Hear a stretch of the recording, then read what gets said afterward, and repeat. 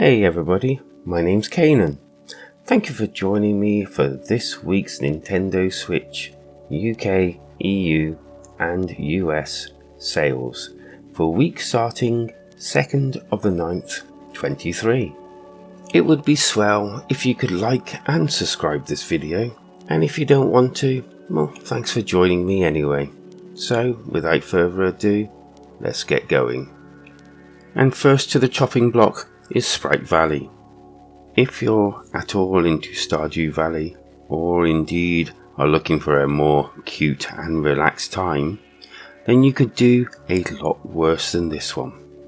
All your usual planting, harvesting, mining, selling, and you can even sail to other islands with the intent on tearing them apart for the purpose of selling or using the parts to craft with. I reviewed this one and found it a little overpriced, although for this discount, I think we're a go.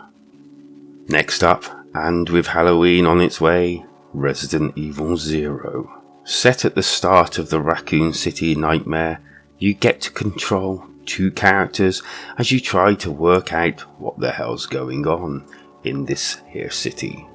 This one's looks and movement style is more akin to the old school rather than the new type of style adopted these days.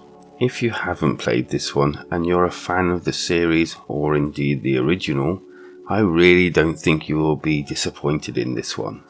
And now let's get our construction on with this Bridge Constructor bundle. This bundle includes Bridge Constructor Portal plus the DLC, Bridge Constructor Ultimate plus the DLC, and Bridge Constructor The Walking Dead, which, to my mind, is worth getting just for this one. As you've guessed, within Bridge Builder you will be building bridges, working out puzzles, saving lives, and playing with the odd physics here and there. I believe with so much on offer and DLCs, this one is a great package for new and experienced fans alike. And up next, Super Cyborg. In this one, you'll be running and jumping within 7 hardcore levels as a Super Cyborg. Fight bosses and battle evil in this run and gun solo or co-op action platformer. With a great retro look and feel, I felt this game challenged me to my very core. With its great gameplay, multi-directional platforming, and different weapons kept me interested enough to keep playing on. And now it's the time that I must implore you to like and subscribe if indeed you're enjoying this video, and if not, once again, thank you for watching anyway. And with that, I think we deserve something a little different, and that comes in the guise of Circa Infinity. This one's a little different, to say the least, with just a simple premise: reach the middle of each circle. Sounds very simple, doesn't it? But this arcade platformer puzzler is anything but. 50 really hardcore levels, 5 really hardcore bosses. This is a challenge that's definitely on another level. I have reviewed this when it came out first, and I did find the gameplay hardcore and unrelenting. The music was a sheer joy to listen to, but be warned, this is not for your casual gamer. The gameplay to me was a very hardcore experience, and often like being kicked in the head by a rhino, but in a good way, if that's entirely possible. Next up, and I have to admit it's been a while since I spoke about Project Warlock. One man and his gun, and some nifty upgrades.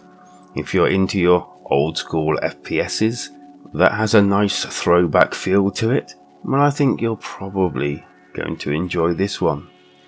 60 levels with 5 different settings and a load of enemies.